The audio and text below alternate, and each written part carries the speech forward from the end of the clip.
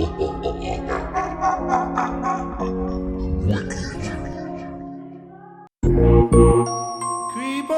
on in, on in.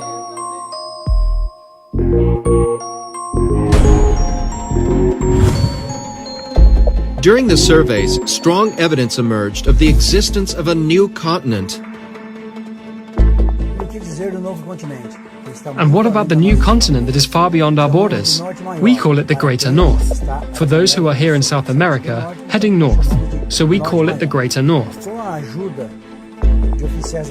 With the help of Navy and Air Force officers, we were able to trace logistics towards the Greater North, towards Siberia, towards Russia. There were several factors that led us to perceive the existence of the new continent. With the launch of several atmospheric probes, equipped with cameras and other equipment, we were able to identify a territorial mass that is not included in our maps. How I live my life.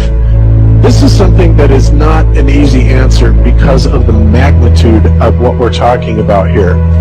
How it will change your life, first of all, when you understand it, is dramatic, to say the least. Will it change you from having to go to your job every day and the things that you typically do every day? No.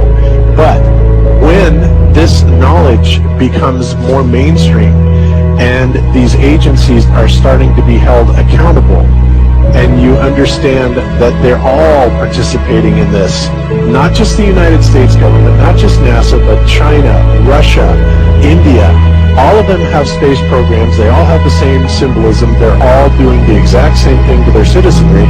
And the first thing you have to understand about this is that the deception goes all the way to the top. And when I say all the way to the top, you have to kind of get rid of the notion that the people at the very highest levels are working together.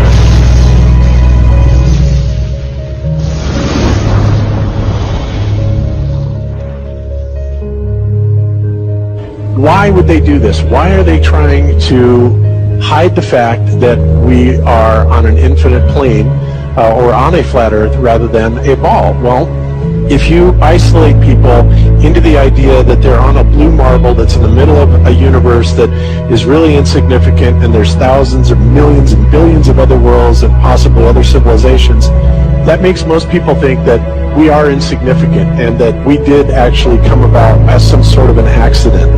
Now, when people believe that, their minds are much more malleable into being given the idea that there is no God, there is no creator, and because of that, that also gives the controllers this fertile soil to build other deceptions on.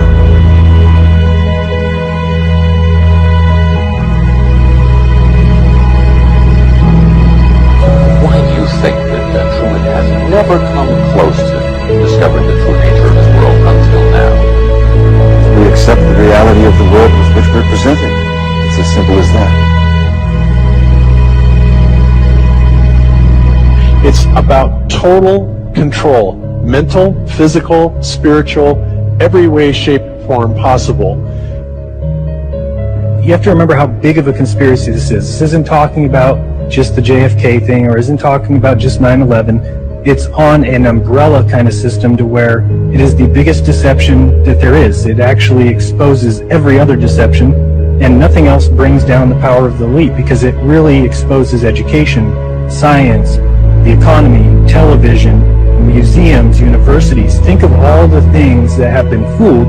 I feel worse for the people that are out there building satellites, the people that are out there actually working for these space agencies, the people out there teaching in schools as professors, because they would all come to the conclusion eventually, once this gets out, that they've all been contributing to the lie. As you remember how I showed you the maps that were here on Earth before 1958, before the governments took them out, and I'm going to show you the Encyclopedia Britannicas in the public libraries before 1958. Here is Volume 2 out of the alphabet A. We're going to flip to the Antarctica from 1958, before the Antarctic Treaty says the flights proved inland areas to be featureless in character with a dome 13,000 feet high at about latitude 80 degrees south, longitude 90 degrees east. When they returned to New Zealand, these flights proved the inland areas to be features with a character with a dome 13,000 feet high at about latitude 80 degrees south, longitude 90 degrees east.